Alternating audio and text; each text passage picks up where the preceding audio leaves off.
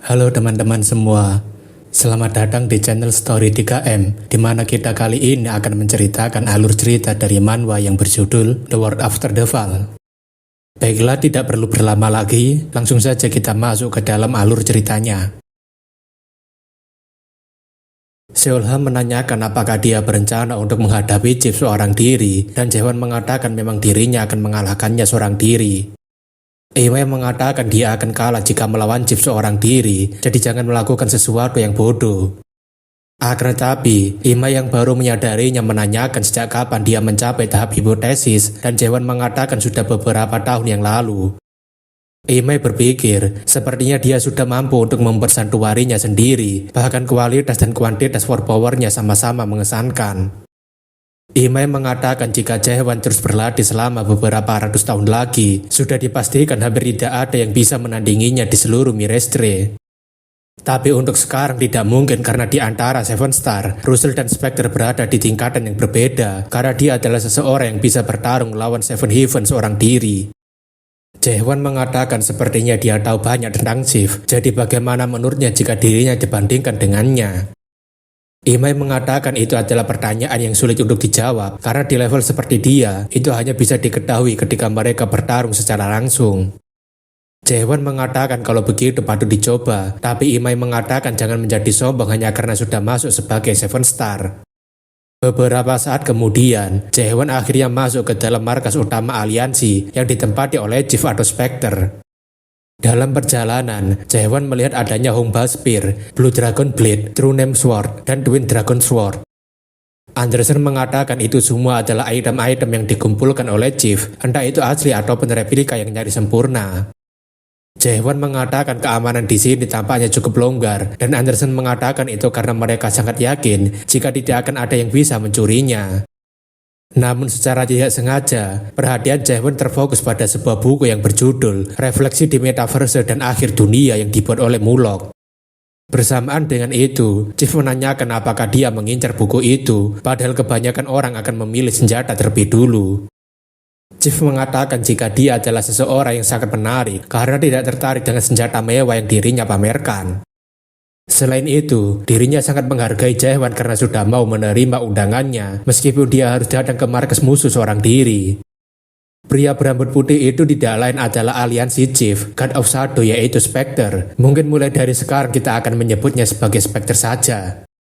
Jaewon mengatakan bukankah dia adalah Spectre kedua dari aliansi, jadi ini akan jadi lebih mudah jika mereka menyelesaikannya sekarang. Akan tetapi, Spectre sambil mengeluarkan auranya mengatakan kenapa dia selalu ingin berkelahi padahal dirinya datang kemari bukan untuk berkelahi. Jaewon berpikir war power orang ini sangatlah luar biasa, bahkan untuk saat ini dia termasuk salah satu dari 3 musuh terkuat yang pernah dirinya hadapi. Spectre mengatakan dirinya sudah menduga bahwa dia adalah seseorang yang lebih menarik daripada rumor, bahkan dia sedang menuju ke tahap 5 Awakening, dan Jaewon menanyakan apakah dia tahu tentang Awakening. Melihat adanya simulasi Tower Metaverse, Jaewon menanyakan apakah dia ini sebenarnya adalah Driver. Spectre mengatakan dirinya mengatur tower ini menggantikan Driver yang cukup malas, atau bisa dibilang ini adalah harga yang dirinya bayar untuk tetap berada di tower ini.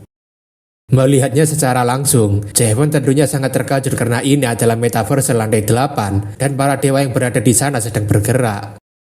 Tidak hanya itu, bahkan bangunan yang sempat dihancurkan karena pertarungannya mulai dipulihkan dengan menggunakan kekuatannya Spectre. Jaewon mengatakan apakah itu artinya dia sudah melihat semuanya, tapi kenapa dia tidak campur tangan ketika dirinya menghancurkan tower. Spectre mengatakan agar dia tidak perlu khawatir karena dirinya menangani tower ini dengan standar yang adil, dan itulah sebabnya Driver menyerahkan masalah ini padanya. Dari pemandangan tower, kita diperlihatkan beberapa orang yang sedang mencoba untuk melakukan sesuatu yang mirip dengan Jaewon, yaitu menembus tower Metaverse untuk menaikinya, tapi langsung dibunuh oleh Chief. Spectre mengatakan selama ini dirinya tidak melakukan apapun, karena sudah sejak lama dirinya tidak merasakan sesuatu yang menarik. Anderson kemudian menyapa Chief, dan Spectre mengatakan sudah 500 tahun mereka tidak berjumpa. Anderson menanyakan apakah map ini tidak bisa diperbaiki seperti dulu, tapi Spectre mengatakan bukankah masa itu menyenangkan, dan Anderson mengatakan memang iya. Spectre mengatakan Anderson sudah berubah daripada yang dulu, dan Anderson mengatakan dirinya masih tetap sama, tetapi dirinya mulai menerima keadaannya. Anderson berterima kasih karena dia sudah menerima Ethan, Justus, dan Arteina, dan Spectre mengatakan sebenarnya dirinya hanya ingin agar mereka bertahan lebih lama lagi karena mereka adalah dewa yang baik. Spectre menanyakan apakah dia kemari untuk membalaskan dendam teman-temannya, tapi Anderson mengatakan setengahnya benar dan setengahnya lagi adalah untuk pengikutnya.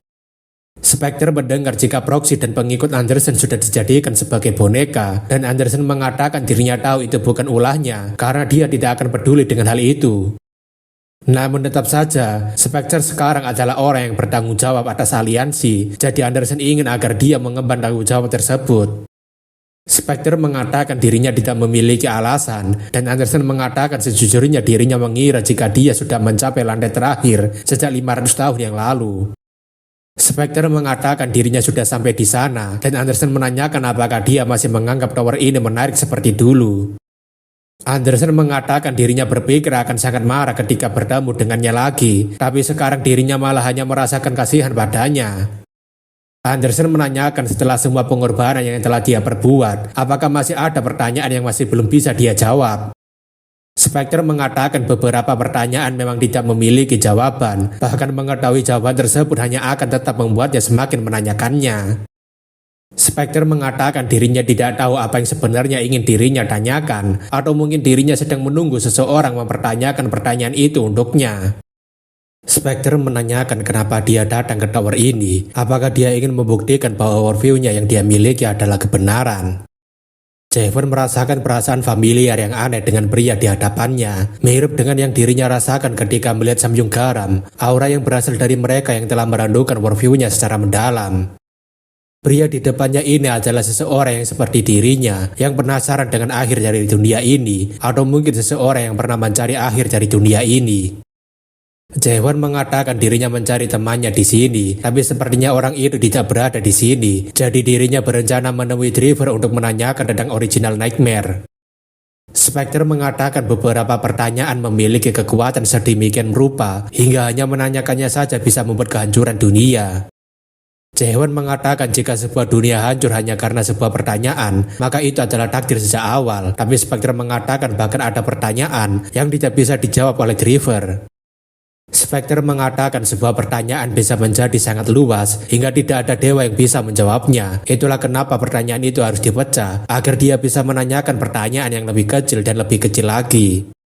Jaewon menanyakan apa maksudnya seperti dirinya harus memulai tusukannya lebih kecil terlebih dulu sebelum melakukan tusukan yang lebih besar, dan Spectre mengatakan kurang lebih begitu.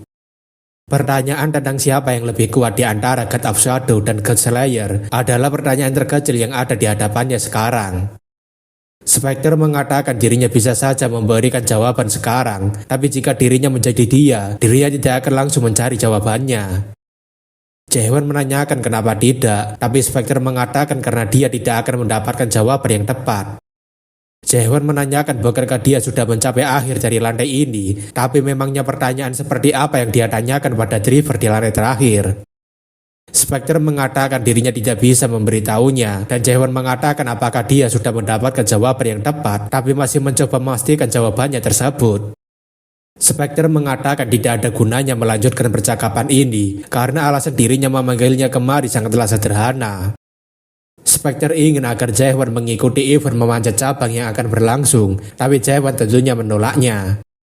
Spectre mengatakan dia tidak memiliki hak untuk menolak, bahkan ancaman juga tidak mempan padanya, jadi jika dia mau, maka coba saja lakukan.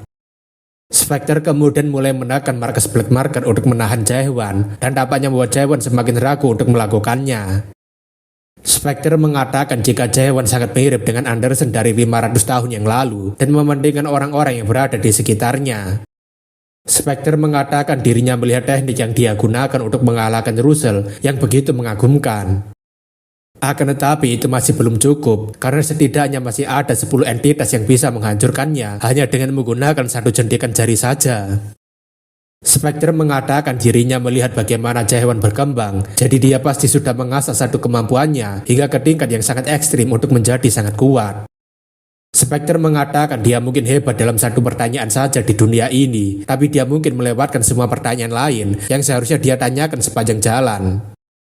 Spectre berkomentar jika Jae-hwan terlalu fokus untuk mendaki tower dengan sangat cepat, sehingga dia melewatkan semuanya dari lantai 2 hingga lantai 5. Karena itulah seharusnya dia lebih memperhatikannya saat ini, karena tower ini adalah sebuah mahakarya seni dan setiap lantainya memiliki sesuatu yang sangat penting. Spectre akan memberinya waktu selama 3 hari itu, karena dirinya berharap itu akan cukup baginya untuk menyiapkan beberapa pertanyaan kecil. Jae-hwan menanyakan kenapa dia memberikannya waktu untuk menjadi lebih kuat, dan Spectre mengatakan Anderson sudah tahu kalau dia tidak akan bisa menang melawannya dalam kondisi yang seperti sekarang.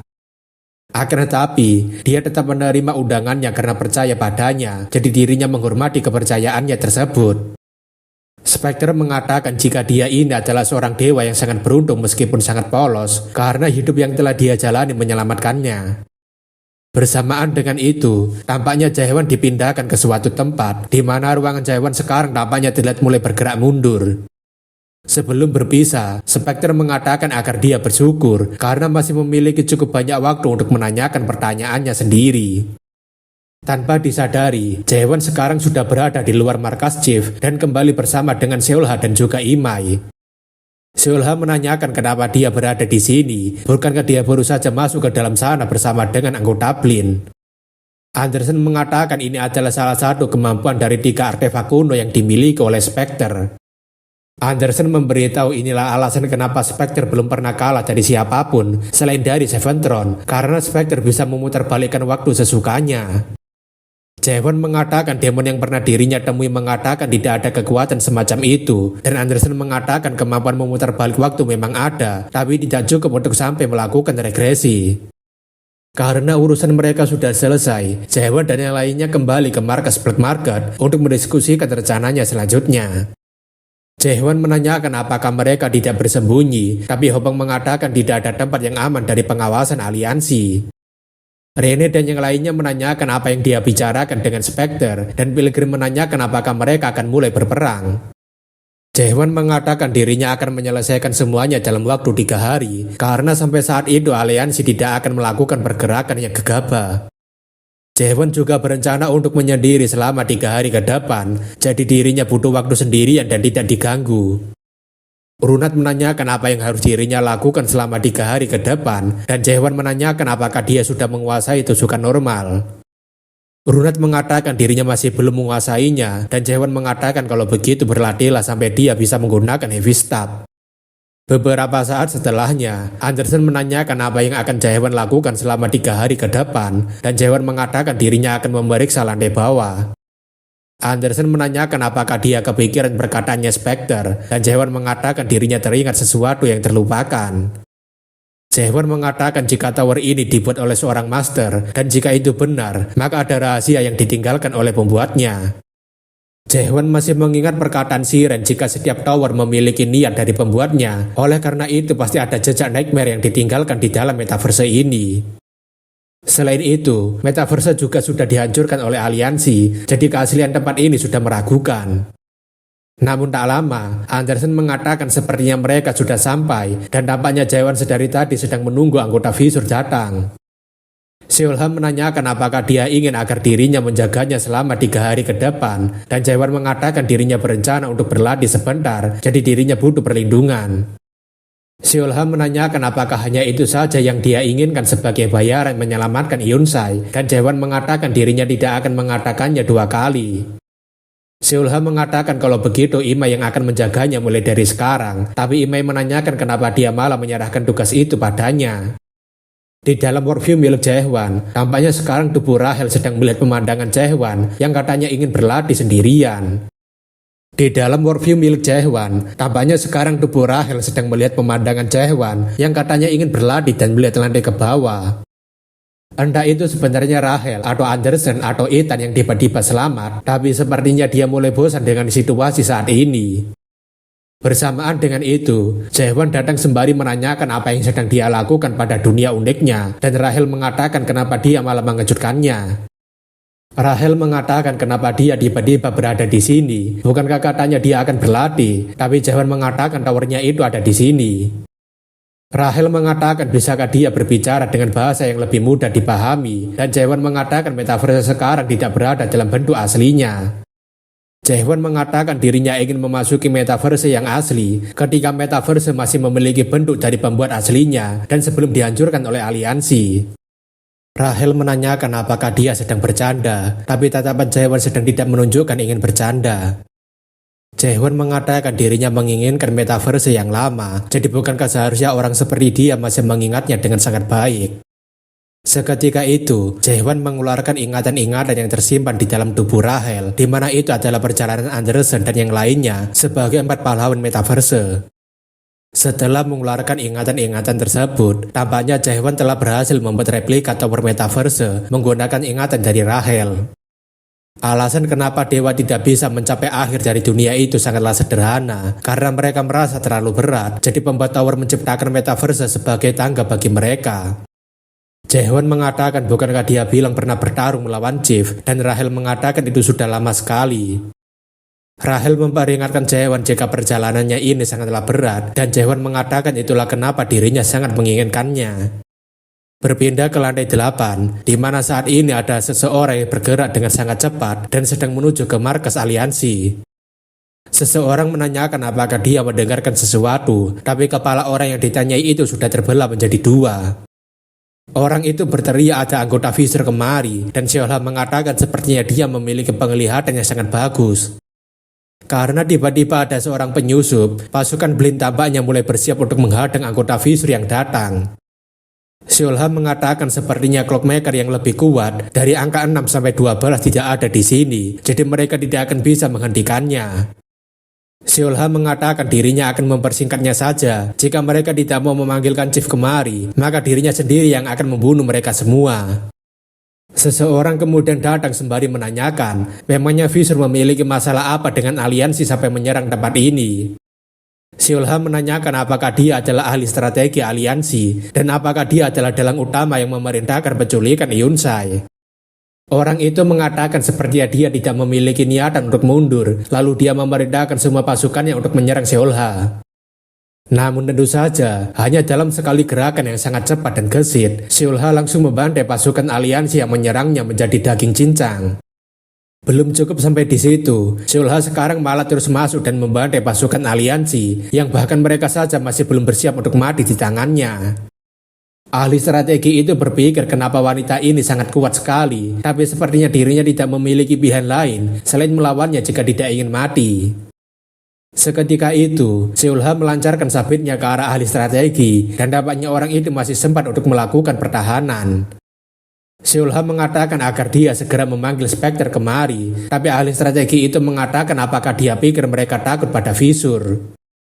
Tampaknya masih ada beberapa orang yang mencoba untuk menyerang Seolha, meskipun mereka tahu jika sebagian besar dari mereka sudah terbantai. Seolha berpikir ini benar-benar sungguh menyebalkan, dan sepertinya status Visor yang ditakuti semua orang sekarang sudah benar-benar mulai jatuh. Seolha kemudian menggunakan santuari miliknya yaitu Pegunungan Mayat dan Lautan Darah, di mana tempat itu pertama kali kita lihat ketika Seolha bertemu dengan Cheng Ho. Seketika itu, Seolha menggerakkan sabitnya ke sana kemari sesuka hati, sembari memotong tubuh pasukan aliansi.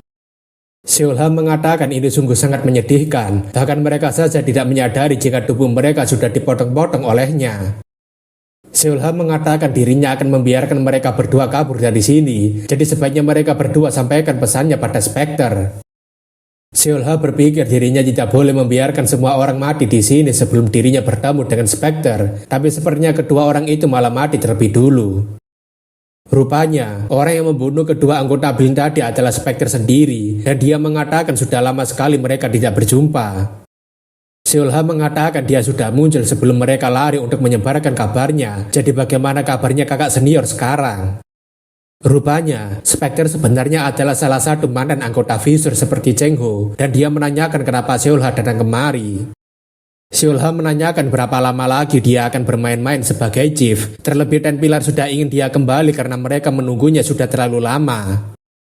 Seolha mengatakan Master Cheng Ho sudah pergi dan dia juga pergi, jadi kondisi Visor sekarang juga semakin aneh, bahkan 10 pilar tidak bisa menangani semuanya sendirian.